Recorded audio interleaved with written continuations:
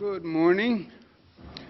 Happy Monday. From my far right, Larry Schwartz, former secretary to the governor, who is now volunteered to help us during COVID. We thank him very much for his public service. Commissioner Howard Zucker to my right, to my left, Melissa DeRosa, to her left, Kelly Cummings, Director of State Operations. Happy Monday again, day 345 of Groundhog Day. Congratulations to the Tampa Bay Buccaneers. Would have liked to see a New York team in the Super Bowl, obviously, but that did not happen this year. Next year is a different story. It was an amazing game, and what's right is right. Congratulations to the Tampa Bay Buccaneers. They won big, they deserve it. Mr. Tom Brady, who has long been a nemesis to New York teams. He played with the New England Patriots, and we had a great New York rivalry with the New England Patriots for many, many years.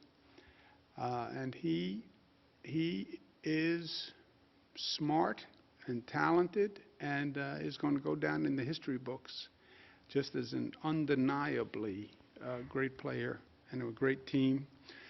Gronkowski, it's a fun game to watch, but there's next year, and we look forward to next year.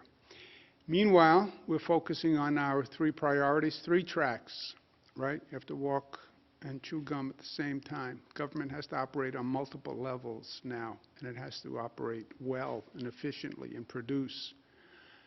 Control the COVID spread, vaccinate New York, reimagine, rebuild, renew, which is the reopening. All three tracks must continue simultaneously.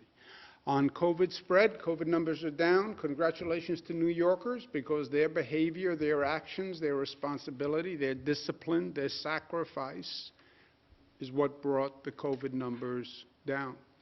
Positivity rate 4.2%. Statewide deaths 114. They're in our thoughts and prayers. Hospitalizations plus 67. ICU down 5. Intubations down 18. Long Island has the greatest hospitalization rate, not dramatically higher, but higher. And we've been seeing this for the past couple of weeks. Highest positivity, Long Island and Mid-Hudson. We've been seeing this for the past couple of weeks. Again, it's relative. All the numbers are coming down, but we focus on the highest numbers in our state. In New York City, highest number is the Bronx, and getting higher. So the Bronx is a problem. We opened the Yankee Stadium mass vaccination site, but the Bronx is still a problem.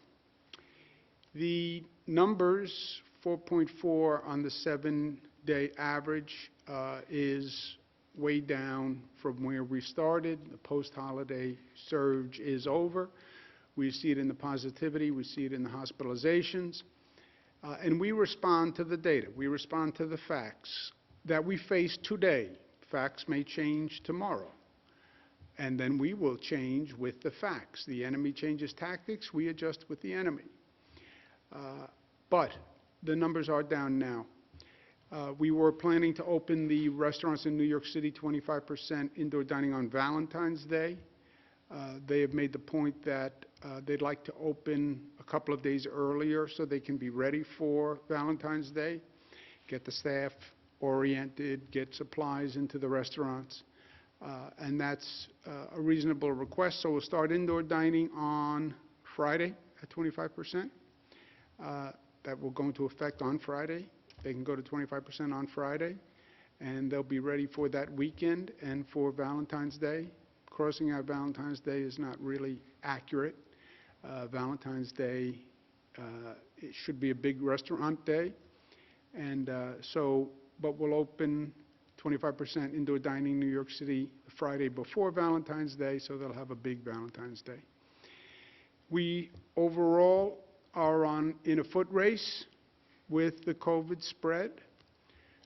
We're watching for variants. We're watching for increased infection from variants. We're watching vaccine effectiveness with some of these new variants of interest, as they call them.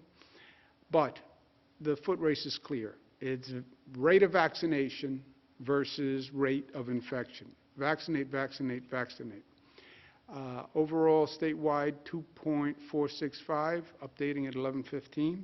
Obviously, that didn't happen. We're at about 90% of all doses allocated used in arms, and it's only Monday, right? So we get an allocation during the week, Monday, Tuesday, Wednesday, Thursday, depending on location. You'll get deliveries Monday, Tuesday, Wednesday, Thursday. It's Monday, we're already at 90% in arms. And this is what I've been trying to communicate. We get a supply on a weekly basis. It comes in Monday, Tuesday, Wednesday, Thursday. It's Monday, already 90% of that allocation is done. So we go week to week. By the end of the week, we basically exhausted the entire week's allocation, and then we wait for the next week's allocation. What has been helpful with the Biden administration is we know what we're going to get for the next 2 or 3 weeks.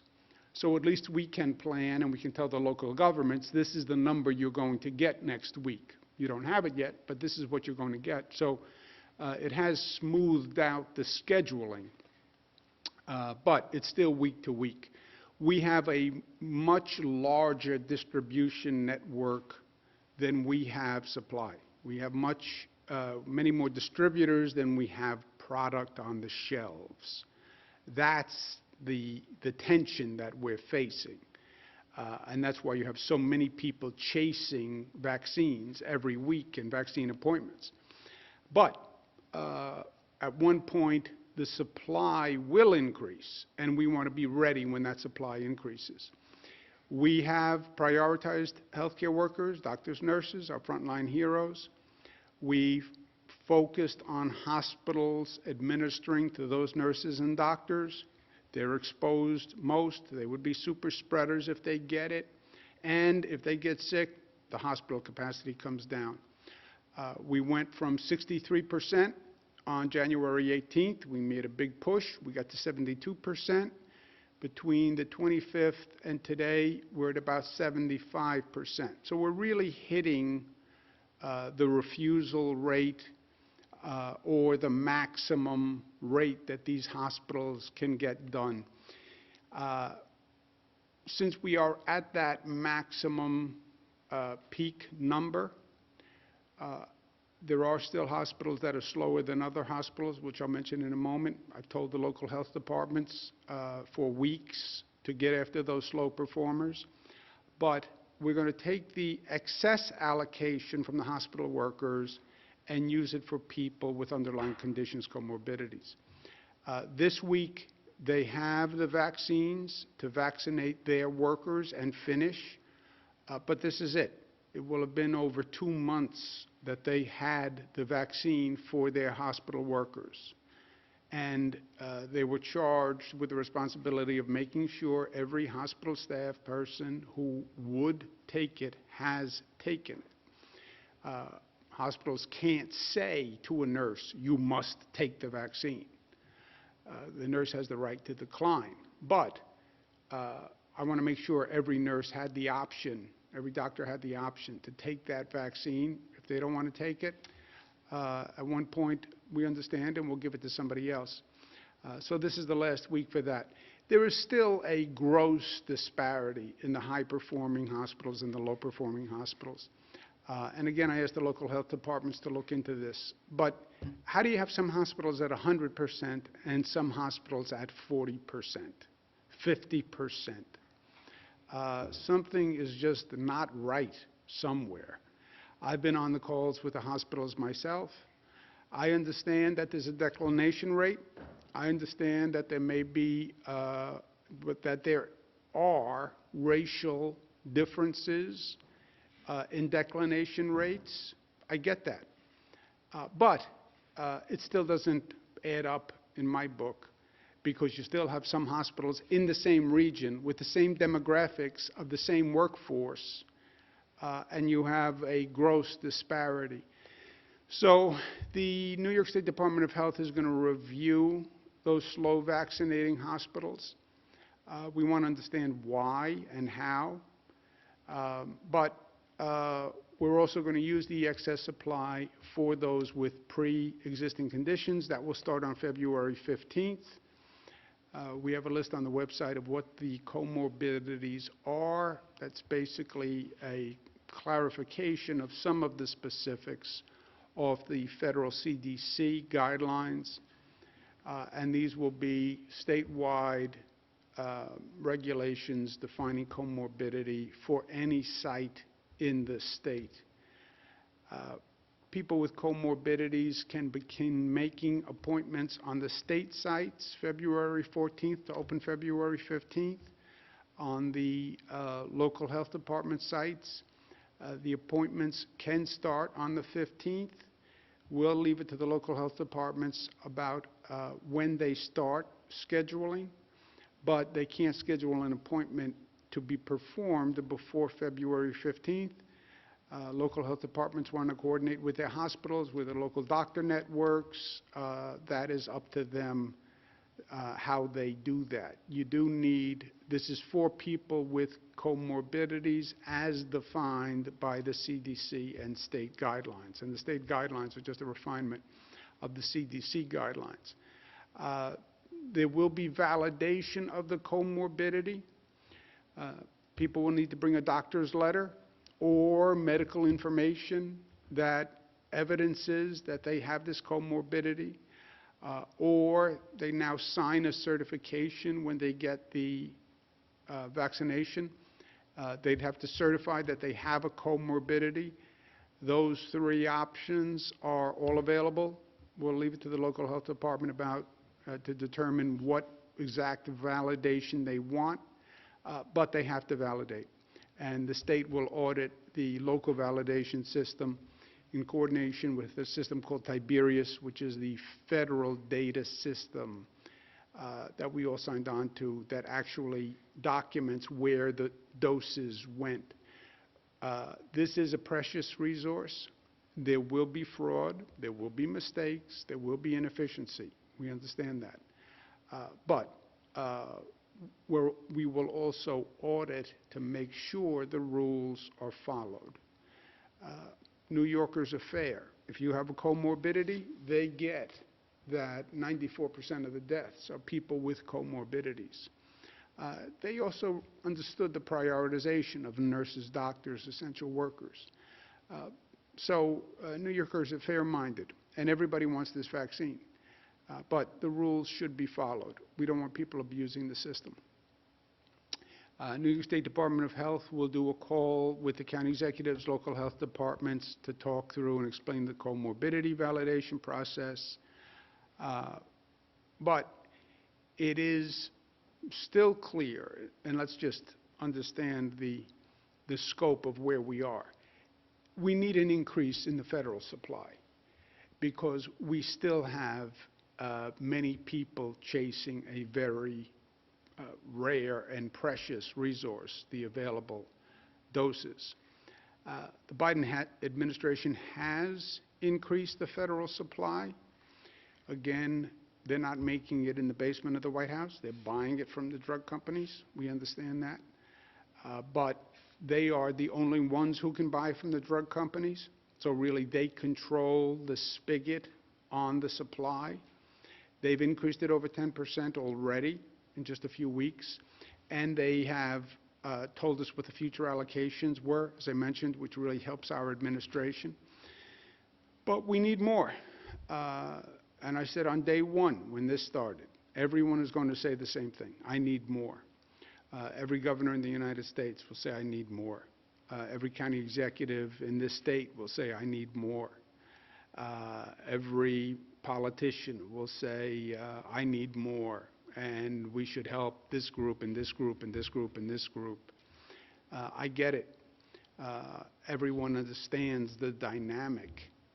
But you have a precious resource, and only Jesus could figure out how to feed hundreds with limited loaves of bread and fish, right? So we need to be fair in the allocation until the supply increases. What could make a big difference in the supply? Johnson & Johnson.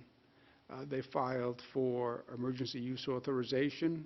That could be a game changer. Single dose, no super cold, refrigeration chain needed.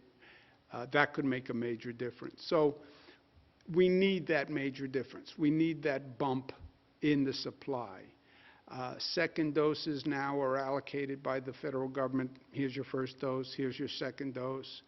The Biden administration is against using the second dose for the first dose. They're against delaying the second dose. Obviously, we follow federal guidance, and we have the added luxury of actually partnering and trusting this federal government when it comes to the professionalism. So we're following the federal guidance. There is still a question on excess doses. There's a long-term care facility program, the program that does nursing homes through pharmacies, et cetera.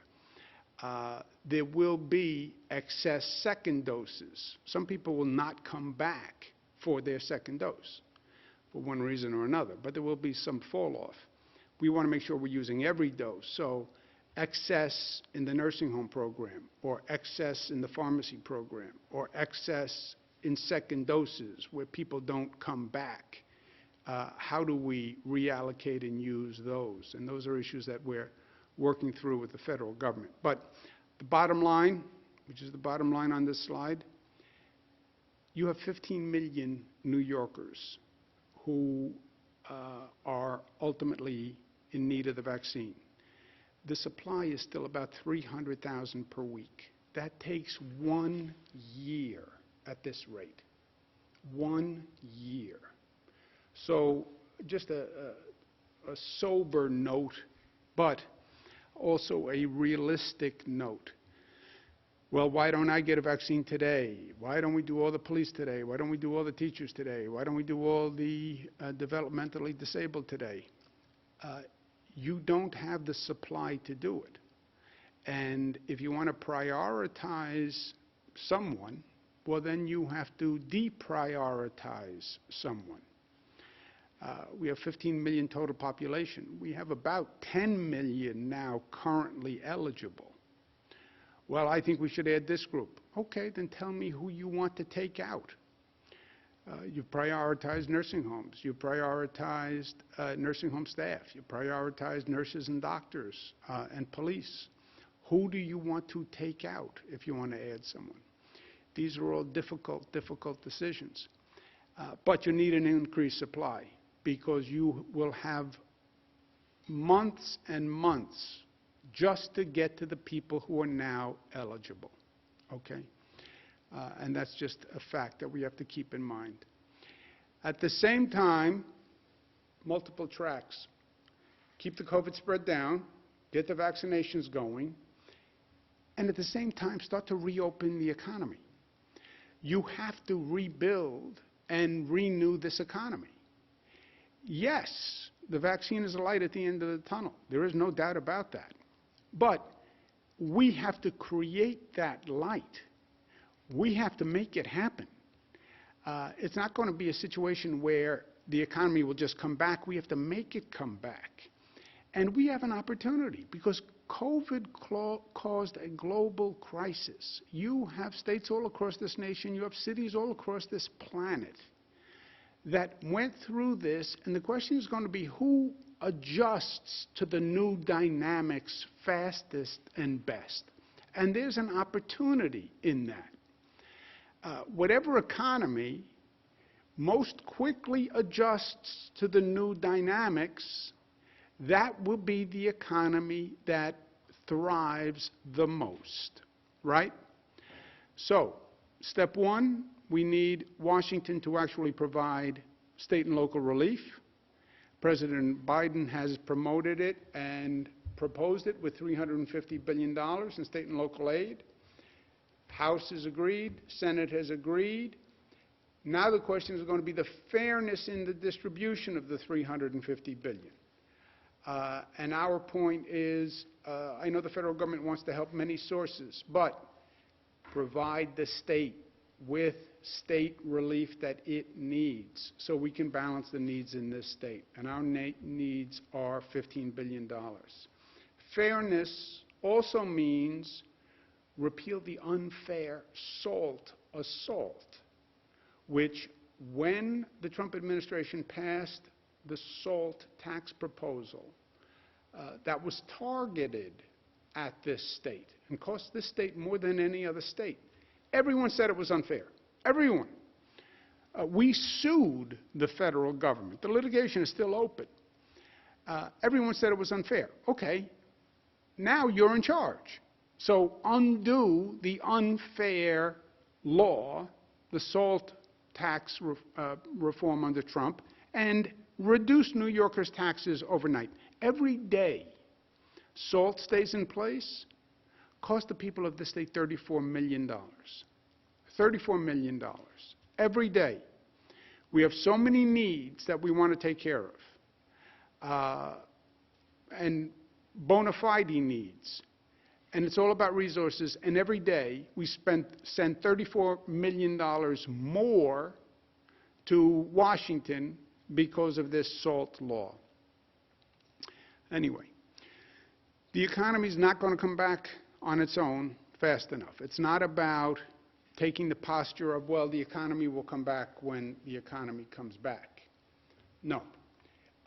We have to bring the economy back. It's how fast we reopen, how we reimagine, how we rebuild. This is not a passive time in life. This is a time where our actions will dictate the consequences. So we want to be aggressive about the reopening. Cities have taken a real blow during COVID. That's true internationally for a confluence of events.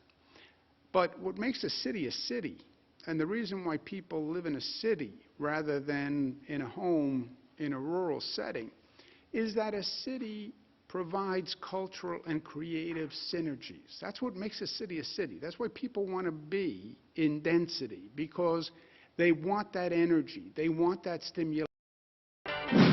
Next on News Channel 13 Live at noon, some pharmacies will start getting the COVID vaccine from the feds, but not every pharmacy. We'll explain. Police are looking into what caused a crash between a Market 32 truck and a sheriff's vehicle. I'm Sam Hessler here in Colony. We'll have the latest on the investigation coming up.